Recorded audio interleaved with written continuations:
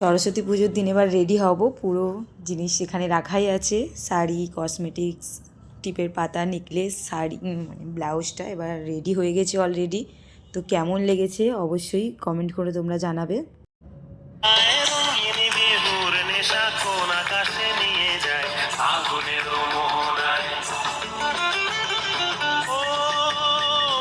তারপরে তো চলেই গেছিলাম অঞ্জলি দিতে, অঞ্জলি দেওয়া কমপ্লিট হয়ে গেছে ওখানে। 3 বান্ধবী মিলে এবার বেরিয়েই পড়েছি, এবার যাবো একটু মা ঝিংলেশ্বরীতে লাঞ্চ করতে।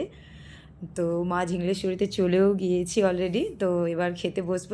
এটা আবার নতুন করে শুরু করেছে, তো এখানে এবার গেলাম। তো ওখানে এবার খাওয়ার থালি অর্ডার করেছিলাম, অবশ্যই নর্মাল থালি অর্ডার করেছিলাম। তো দেখতেই পাচ্ছ তোমরা। তো ডাল দিয়ে আমি খেতে শুরু করে দিয়েছি, কারণ 12:30 বেজে গেছিলো। আমি এমনিতেই সকাল দিয়ে কিছু খাইনি, জাস্ট ওখানে একটু ঠাকুরের প্রসাদ খেয়েছিলাম, চিঁড়ে প্রসাদ। খাওয়ার পর চলেই গেছিলাম ওখানে লাঞ্চ করার জন্য। তারপরে তো আমি খেতেও বসে পড়েছি। বলছে বলে ডালটাতে দারুণ লেগেছে। তো এবার সবজিগুলো ট্রাই করছি। আমার তো ওখানে খেতে মানে খুব ভালোই লাগে।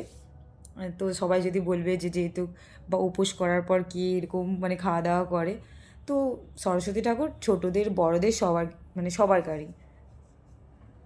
তো মানে অসাধারণ লেগেছে। মানে সত্যি এই সরস্বতী পুজো মানে এই এমন একটা দিন, মানে দারুণ। কারো হয়তো বয়ফ্রেন্ড গার্লফ্রেন্ডকে নিয়ে ঘুরতে বেড়ানোর দিন, তো আমাদের হয়তো আমরা বয়ফ্রেন্ড গার্লফ্রেন্ডকে নিয়ে বেরোই না, যেহেতু আমাদের বয়ফ্রেন্ড মানে নিয়ে বেরোই না যাকে বলা যায়। তো আমরা সব সিঙ্গেল, এটাই হচ্ছে মেন জিনিস। তো লাস্টে খাওয়া দাওয়া কমপ্লিট হয়ে যাওয়ার পর একটু মশলা কোল্ড ড্রিঙ্কস অর্ডার করেছিলাম, তো মশলা কোল্ড ড্রিঙ্কসটাও দিয়ে দিয়েছে। তো খাওয়া দাওয়া কমপ্লিট, তো মশলা কোল্ড ড্রিঙ্কস খেতে খেতে বেরিয়েই পড়েছি। তো এবার একটু ঘুরু যাবো, অলরেডি 4 চাকায় উঠেই পড়েছি। তো ফুল মস্তি এবার। ফুল ভিডিওটা কেমন হয়েছে লাইক কমেন্ট করতে ভুলবে না ফ্রেন্ড। চলো, তোমাদের সরস্বতী পুজো কেমন কেটেছে অবশ্যই কমেন্ট করে জানাবে।